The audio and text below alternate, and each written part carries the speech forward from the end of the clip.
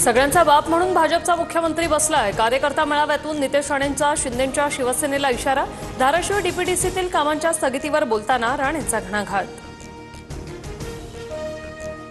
नितेश राणेंनी जपून बोलावं, आपण महायुतीमध्ये आहोत हे विसरू नये। शिवसेनेला दिलेल्या इशाऱ्यावरून आमदार निलेश राणेंचा भावाला सल्ला। तर तुम्ही टॅक्स फ्री आहात, नितेश राणेंचं उत्तर। मुख्यमंत्र्यांकडून अन्याय दूर होऊ शकतो असा राणेंच्या बोलण्याचा अर्थ। बाप शब्द निघाल्याने थोडेसे मतभेद निर्माण झाले। नितेश राणेंच्या वक्तव्यानंतर बावनकुळेंची सारवासारव। राज उद्धव ठाकरेंच्या युतीच्या चर्चांमध्ये नातेवाईकांची ही एंट्री। दोन्ही भावांमध्ये नातेवाईकांच्या माध्यमातून संवाद सुरू। सूत्रांची माहिती। शरद पवार आणि अजित पवार उद्या पुन्हा एकाच मंचावर वसंतदादा शुगर इन्स्टिट्यूटमधील कार्यक्रमाला उपस्थित राहणार। कार्यक्रमात ऊस उत्पादकतेसाठी एआयवर चर्चासत्र। आषाढी एकादशीपर्यंत ताई आणि दादाही एकत्र येऊ शकतात। सुप्रिया सुळे अजित पवारांबाबत अमोल मिटकरींचा सूचक इशारा।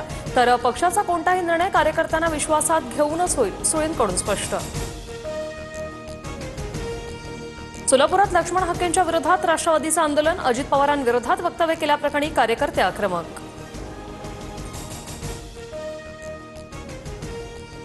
राहुल गांधींच्या लेखाला मुख्यमंत्री फडणवीसांचं लेखाने उत्तर।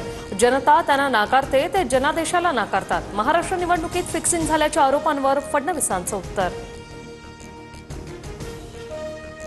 राहुल गांधींनी केलेल्या गंभीर प्रश्नावर निवडणूक आयोगाने उत्तर देणं अपेक्षित। मात्र दिल्लीतील आकाच्या सांगण्यावरून फडणवीसांनी लेख प्रपंच केला।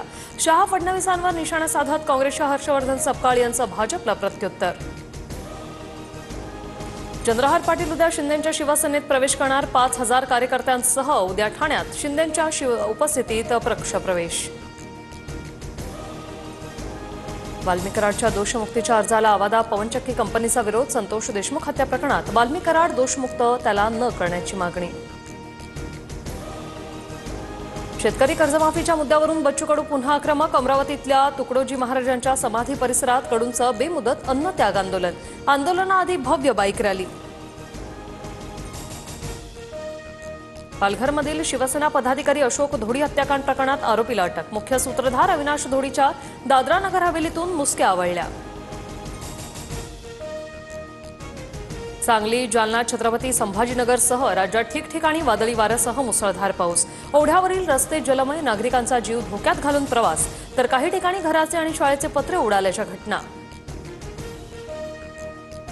पुण्याच्या हिंजवडीत मुसळधार पावसामुळे आयटी पार्कला वॉटर पार्कचं स्वरूप। साचलेल्या पाण्यातून बस पाण्यातून वाट काढतानाचा व्हिडिओ व्हायरल। शहरासह जिल्ह्यात पावसाचा येलो अलर्ट। मुंबई गोवा महामार्गावरील निवळी घाटात भीषण अपघात। 31 जण जखमी। अपघातामुळे 9 तासांपासून महामार्गाची वाहतूक ठप्प। आणखी काही तास लागण्याची शक्यता। तेलंगणा महाराष्ट्र सीमेवर मोठी दुर्घटना। गोदावरी नदीत अंघोळीसाठी गेलेल्या 8 पैकी 6 जणांचा मृत्यू। भोपालपल्ली जिल्ह्यातील अंबडपल्ली गावातील ही घटना। 99 अखिल भारतीय मराठी साहित्य संमेलन साताऱ्यात होणार। साताऱ्यातील शाहू स्टेडियमवर साहित्य संमेलनाचं आयोजन। दिल्लीच्या दयालपूर भागात सुटकेसमध्ये 9 वर्षीय मुलीचा मृतदेह आढळल्याने खळबळ।